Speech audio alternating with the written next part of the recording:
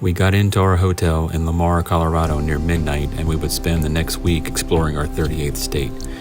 Compared to the first 2 days, this third day was going to be a relatively short and easy drive, just 138 miles from Lamar to Trinidad, and on the way we would tour Old Bent's Fort National Historic Site near La Junta.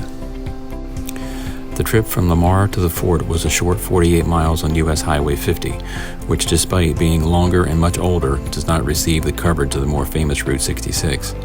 The highway, which is known as the backbone of America, can trace its primitive beginnings back to 1821 when merchant trader Captain William Becknell opened the Santa Fe Trail.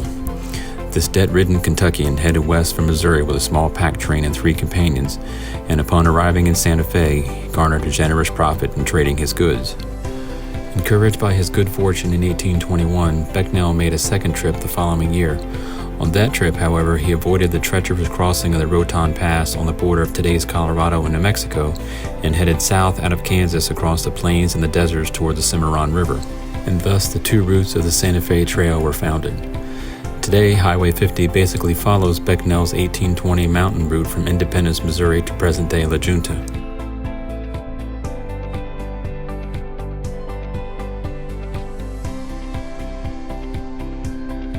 In 1833, just 12 years after Becknell founded the Santa Fe Trail, William and Charles Bent, along with Sarah and St. Verrain, followed the northern route and established an adobe fort on the northern bank of the Arkansas River, just east of La Junta.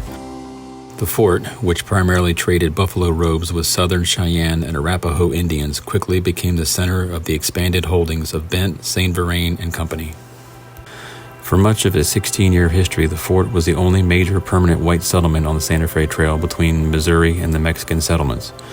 The fort provided explorers, adventurers, and the U.S. Army a place to get needed supplies, wagon repairs, livestock, good food, water, and protection from this vast American desert. During the war with Mexico in 1846, the fort became a staging area for Colonel Stephen Watts Kearny's Army of the West. However, in August 1849, Bent abandoned and partially destroyed the fort after cholera ravaged the plains.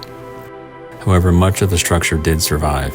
Beginning in 1861 and continuing into the early 1870s, the remaining walls were utilized as a stagecoach station and a post office.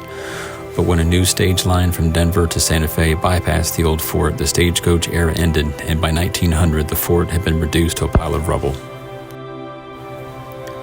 The road to the fort's reconstruction began in 1912 when the La Junta chapter of the Daughters of the American Revolution erected a marker that still stands today near the site's entrance. In 1920, A.E. Reynolds, an elderly Colorado pioneer and entrepreneur, gifted the 4.5 acres of his farm where the fort's ruins stood. The DAR is credited for not only preserving the site but also for putting forth the first idea of some form of reconstruction.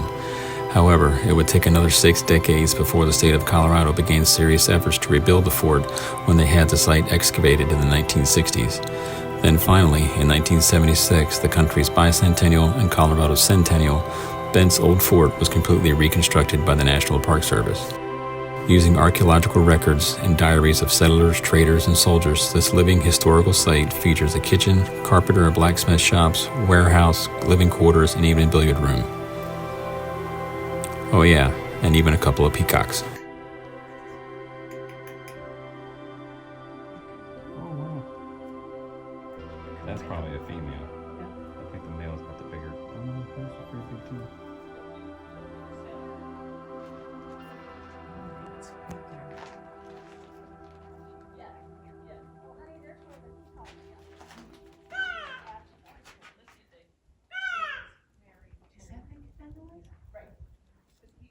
I don't think so. I think somebody else is doing it.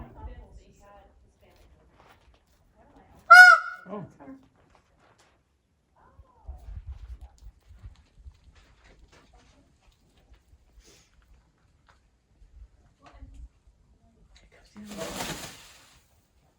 Just outside the fort's entrance is a cemetery where approximately 12 people are buried, but only one grave is marked, and it belongs to a stagecoach driver, Edward Doris, who died in 1865.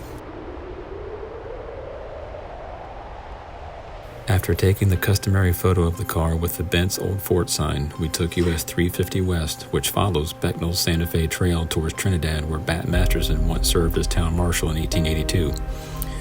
And along the way, Jermaine and I talked about the original Conestoga wagon we saw back at the fort. We've all seen these early SUVs in the great Western movies and TV shows, but we were stunned to read that one of these seemingly fragile wagons were capable of carrying over 6,000 pounds, which is roughly the weight of 2 Lucifers. It's approximately 94 miles between the Junta and Trinidad, and 140 years ago, it would have taken a family over a week to travel that distance in one of those wagons. On that day, in air-conditioned comfort, guided by GPS satellites 12,000 miles out in space, and listening to music beamed down to us from 22,000 miles away, we did it in just less than 90 minutes. People often say, "Oh, I wish I'd been alive during the heyday of the Great American West." Me? No thanks. I'll take the creature comforts of the 21st century, thank you. And just outside of Trinidad, we passed the Pinyon Canyon maneuver site, and I couldn't help but stop and take a photo of Lucifer with an M60 main battle tank. In 3 days, we'd driven over 1,700 miles, and we couldn't wait to push further west into the heart of southern Colorado on day 4.